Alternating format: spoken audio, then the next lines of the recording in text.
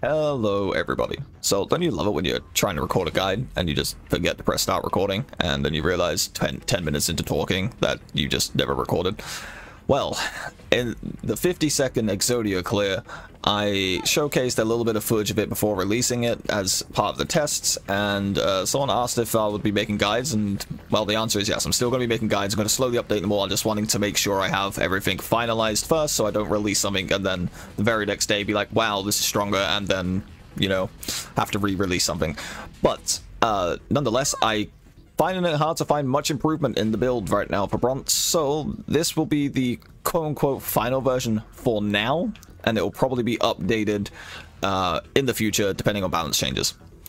I will quickly put a disclaimer out there for seasonal mode. If you're going to be trying to play Bronte in seasonal mode 210, this is not the guide for you.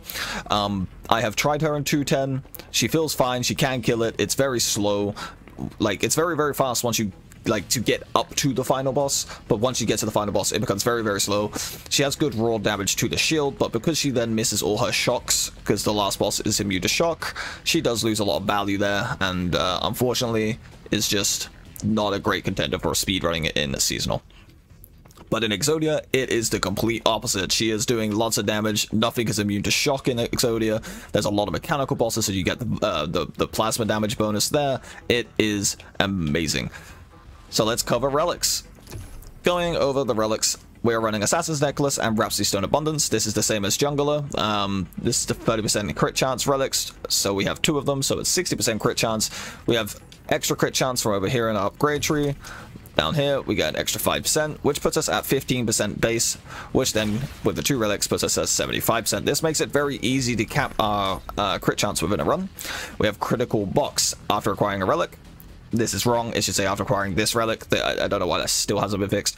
Plus 50% critical damage until 100 kills. You're never going to reach 100 kills in Exodia, and if you do, something has drastically gone wrong within your run. So you're never going to have the nerfed version present to you.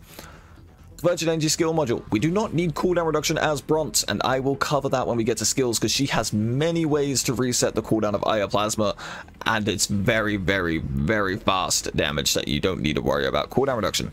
So having 50% skill power on a tier 2 relic with a very minimal ask of it consuming 5% coins, held coins I should say, on skill use, it's very important that it's held coins, not all coins, because this just means you can forego the negatives of this just by spending your money before going into boss fights, which you want to be doing anyway, and picking up any strong relics that you see. Let's cover some strong relics, shall we?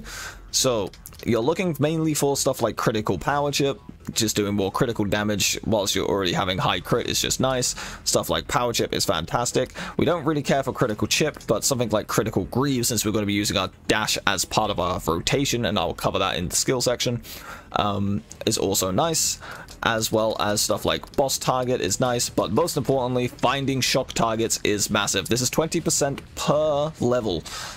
It's very, very strong, so you want to be finding these as much as you can, and finding stuff like Plasma Target also is very, very nice. We're doing plasma damage all the time with detonating Aya Plasma, and then you have stuff like Arctic Gear, which are weak to plasma, so you'll be doing even more damage to them.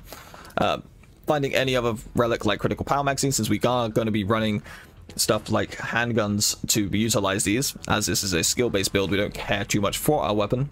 Weak Spot Detector Scope is a very nice global multiplier, and then we have stuff like Brawler's Goldtooth. We can play very, very close range as Bronte with this build, and we kind of want to be anyway, which makes it very, very nice source of 20% global multiplier. For the tier 3 relics, it don't really matter, but finding something like a Serum Power Chip is great, but you're probably never going to afford them. Mostly build around the purples and the blue relics that you see over here, but you're mainly looking to stack skill power, critical damage, and global multipliers. Picking up stuff like Necklace of Grim Reaper is fine because we can't heal over 30% anyway, so this is just saying 20% attack power, plus 20 attack power. And then over here, Giant Strength isn't great on Bronte. She doesn't have much health, so this is only going to give you 17 attack power, so we kind of like just skip it. If you manage to pick up a couple of boss targets, so you get the bonus health from boss targets, then maybe Giant Strength looks attractive, but until then, not really. Like, it's only 17 attack power for the cost of like 300 coins, when you could just get something like, I don't know, Grim Reaper's neck for the exact same price and get free more attack power. So yeah, I wouldn't bother with Giant's Necklace as Bronte. Status Effect Scope would be nice, but we don't really need it because we're going to be killing bosses well before the immunity to shock happens. And stuff like Attack Power Magazine is also a great find. Covering crit rate relics right now, I have to touch on this before we go into skills, because this is going to transition into skills and we'll cover that skill first. So Critical Magazine and Critical Greaves respectively give you 20% crit, and you might be thinking to yourself, that's great, it's going to bring us to the 90% mark on our crit stat here, which is true. If you see one of these, definitely pick them up, unless, and let's transition into skills, unless you pick this up within the run. If you pick up Bionic Pulse giving you 30% critical hit chance, this will just cap your crit out whilst you have Bionic Pulse's buffs up. In these scenarios, I would not prioritize picking up this upgrade, but if whatever one appears first, the 30% crit or one of the 20% crit relics, like pretty much pick one up and ignore the other, but I wouldn't prioritize picking up this Bionic Pulse upgrade over some of the more important options I'm going to cover, which it's kind of funny in this setting for Bionic Pulse and doing Exodia speedruns. We kind of don't care for any of these. It doesn't do much, so we can't heal over 30% of health, so the health recovery does nothing. The movement speed can be nice, but if we're having to choose this, we're probably sacrificing something more important, unless we're just the upgrades that we're getting offered are just completely awful. Then this could be fine for the extra movement speed. The cooldown's not needed because we're going to be killing bosses before we actually need to use a second one. And then the duration of all skills is the only one here that's actually got some value to us other than the 30% crit. In seasonal, though, that's not true. Like, a lot of these become very attractive in seasonal. So, for example, the duration to all skills is very, very nice in seasonal, and the extra movement speed and instantly recovering your shield is very, very clutch in seasonal. And the crit is also very nice in seasonal, as you can't buy relics. But yeah, generally in Exodia, just ignore anything to do with Bionic Pulse apart from this crit one, unless you get a crit chance relic offered to you, then pick that up and just ignore Bionic Pulse in general. Coming over to Aya Plasma, there's a few options in here that are very, very nice to find, and I will cover the priorities in which I would prioritize these in my runs after I've covered all of them. I'm just going to give a basic rundown of what the feelings of these are like for a skill build Bronte. The ×2 Aya Plasmas it reads, you might think to yourself, oh, it's just doubling your damage. Actually, it's kind of like tripling your damage due to some of the other upgrades you can get as well. So, ×2 plus the extra shock duration, it's pretty good. This is a pretty high priority upgrade, and I'll cover that later. The shock target over here as well, very, very nice upgrade. This is also a pretty high priority. The 100% skill power, not as high priority, but very, very nice upgrade nonetheless. Aya Plasma has quite a lot of upgrades that are nice. Cooldown reduction, useless. We do not care for this due to one of the other upgrades that we can get on Detonate or on our Teleport. And then over here we have the Weapon Power. Weapon Power, again, this is a skill build, we don't care for it. So mainly these three upgrades are the only ones that you're really going to be looking at. If you see them, then we'll talk about the order of priority of which you would pick up in a little bit. Coming down to Detonate, this is where the main bread and butter of Bronte's damage comes from now. You have Explosion damage. This is the one that we choose to start off with. Not having this in your run at all sucks. So we choose this so we can remove that chance of RNG in general, but there's some ways to game this anyway. Plus 100% damage against shock targets, also crucial for the build, and we will game this to make sure we always have it on the first planet, and I will cover that afterwards as well. Explosion radius. This is huge. Explosion radius is actually it's a DPS increase, and I'll cover, like, if you have this in tandem of the +2 shots, you're pretty much guaranteeing you're going to hit with more than 4 balls at once, which is massive damage. Plus 25% received damage for targets hit. This also includes the initial detonation itself. It's a global multiplier. We love our global multipliers, so we'll take it. And the skill power on Detonate. There is not a single Detonate upgrade that is trash. Hopefully in a speedrun you would have all 5 of these. Little less importance on this Detonate upgrade. It's only 50% skill power opposed to the 100% from Aya Plasma, but again, it's a 50% skill power. Coming over to Teleport. Weapon power, useless. Cooldown, kinda useless. Skill power after teleporting, it's kind of the same boat as this Detonate upgrade. It's nice, but not going to prioritize it over some other stuff. Resets cooldown of Eye of Plasma upon using teleport. This is pretty nice. You never need both of these. You only ever want one of these, so it's like if you get the crit one here, then ignore the resets cooldown one here on the dash. If you get the resets cooldown one on the dash, then you ignore the crit one on the Eye of Plasma. On the detonate, sorry. +1 teleport. This is actually a DPS increase, and I'll talk about that in the rotational part of this guide, but in a sense, this just lets you fire out another set of balls, because you get to teleport and animation cancel a bit more, which allows you to get a little bit more burst out. Now, let's talk about priority. Firstly, you're going to come in and run, you're already going to have this on. In the first planet, you're going to check the box. If this is not in the first box, reset your run. Then enter the planet again and check the box. If this is then there, we're taking it. In planet 1, you're hoping to have both of these. If you don't have both of these by planet 3, your run is dead.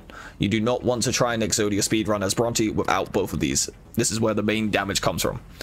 After these two, the next highest priority on your list is finding +2 shots.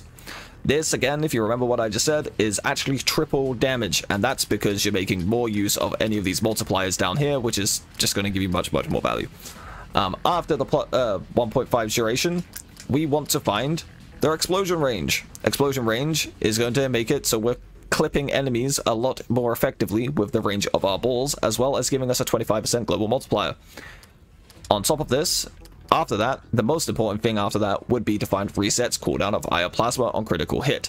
If you manage to find all of those by planet 5, your run is set and you are in world record pace of being able to just one-shot every enemy on your screen.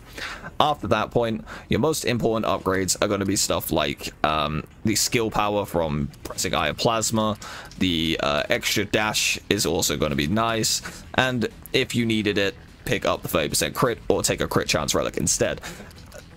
Preferably you'll take a crit chance relic instead, because if you're seeing this earlier, then that means you're most likely having to give up something like this being a possible thing to see, but that's fine. Now, I can't cover skills without covering something important.